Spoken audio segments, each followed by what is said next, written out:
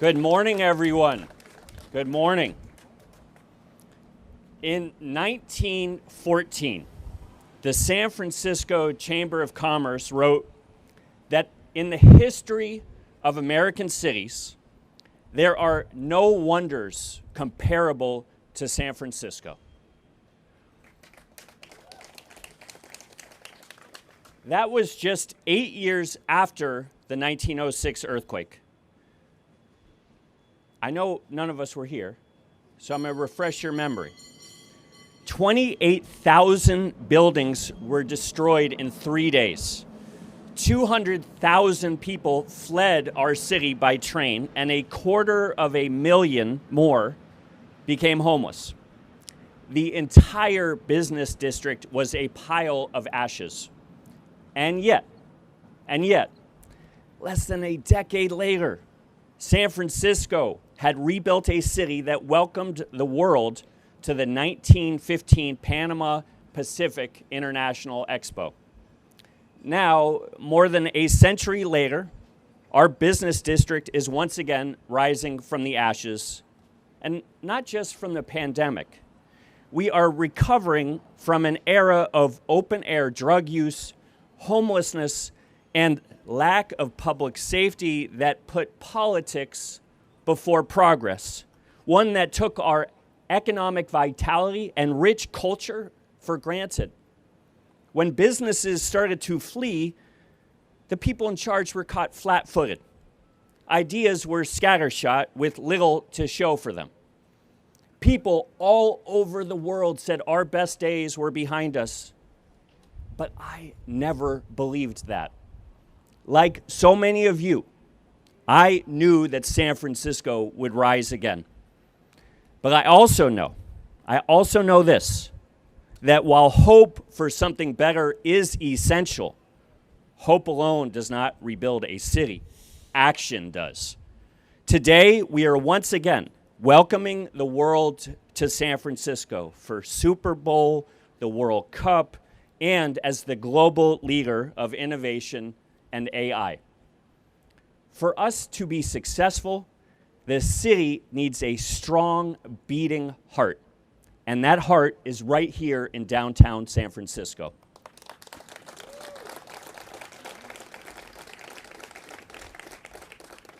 Downtown has always been the economic engine that employs our residents, fuels our small businesses, and funds our core services. Before the pandemic, downtown generated nearly half of our tax revenue for the city.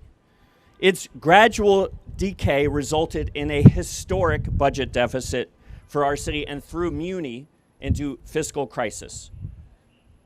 On day one of my administration, we set a new spirit of collaboration at City Hall, one rooted in accountability, service, and change. We made it clear that nothing is more important to San Francisco's comeback than our ability to restore and maintain clean and safe streets.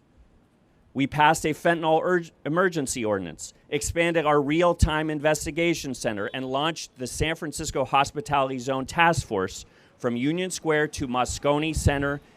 Crime in this area is down 40%.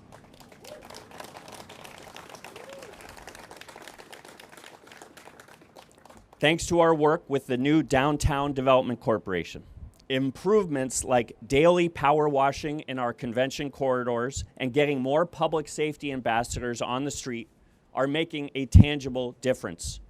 Our Permit SF initiative is streamlining approvals, boosting nightlife, and helping to operate and change and make sure that we have common sense reforms for our small businesses. It's not just that San Francisco is now open for business. We are making it easier to do business here in the city.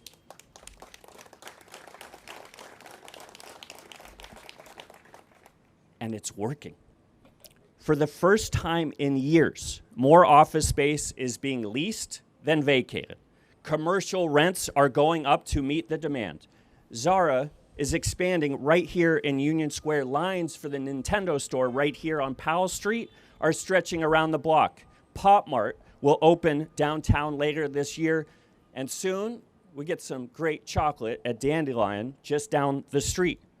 More people are returning to the office, and our restaurants and retailers are feeling the difference.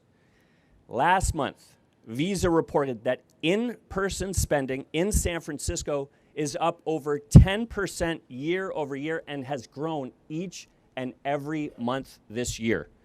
People, visitors, conventioneers, everyone is betting on San Francisco again.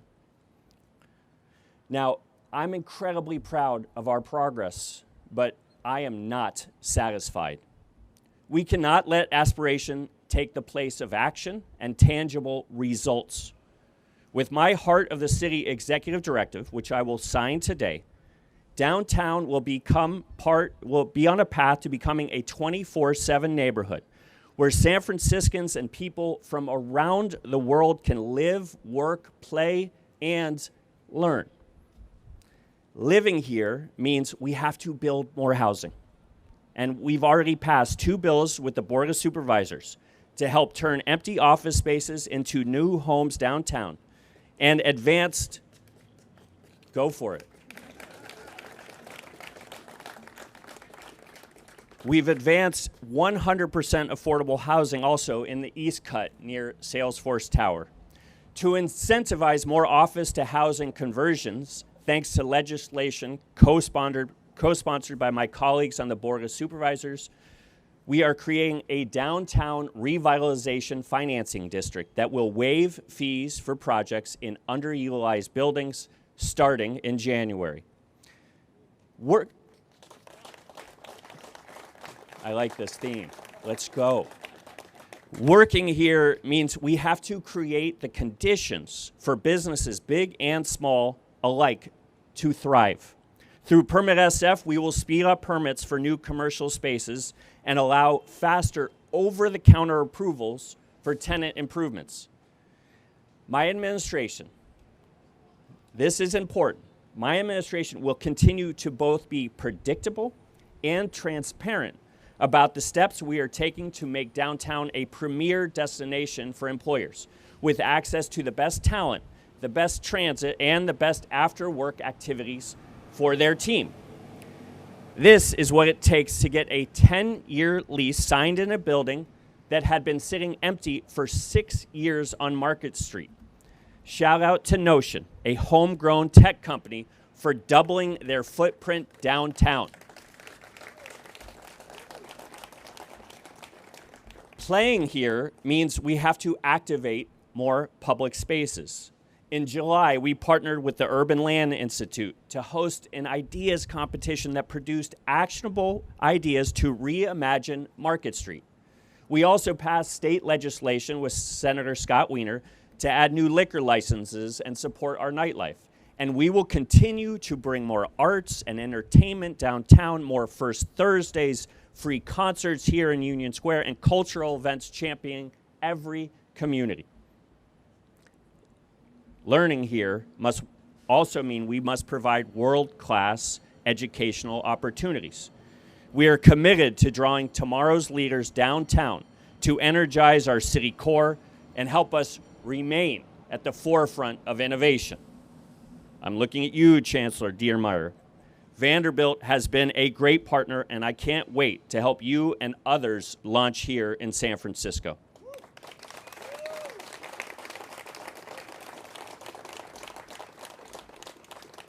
To support our vision for downtown while facing an unprecedented budget crisis, my administration will continue to make the difficult decisions required to durably fund the essential services San Franciscans depend on while getting our fiscal house in order. As part of this all-hands-on-deck moment, the private sector is also doing their part.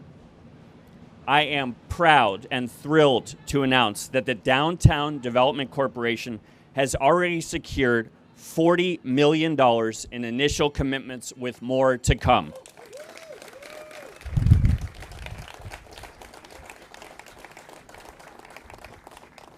The Downtown Development Corporation's growing team of business, philanthropic, and labor leaders will continue working closely with my administration, our tireless downtown CBDs and civic groups to establish a small business fund, create more beautiful public spaces on Powell Street, 4th Street, and the Embarcadero Plaza. And we will also establish a new park in the East Cut with the capacity to welcome 25,000 visitors each month. Now,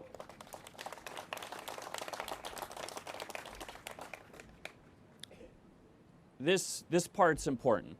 I'm always asked about this. This is not about getting downtown back to where we were before the pandemic. It's not about that.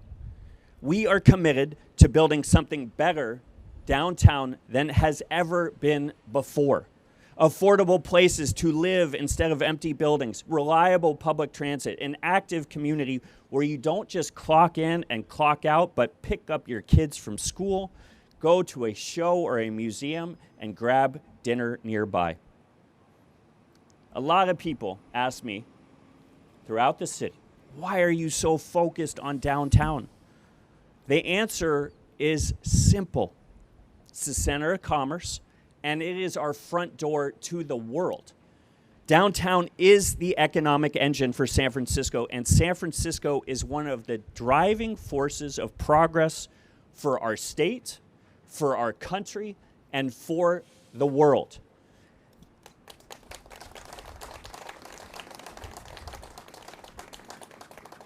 The economic activity generated here powers Muni, funds our parks, pays our first responders, and sustains critical services that help families thrive. Our Summer of Music drew 450,000 people to our great city and created hundreds of millions of dollars of economic impact from the polo fields to McLaren Park over the past couple months alone.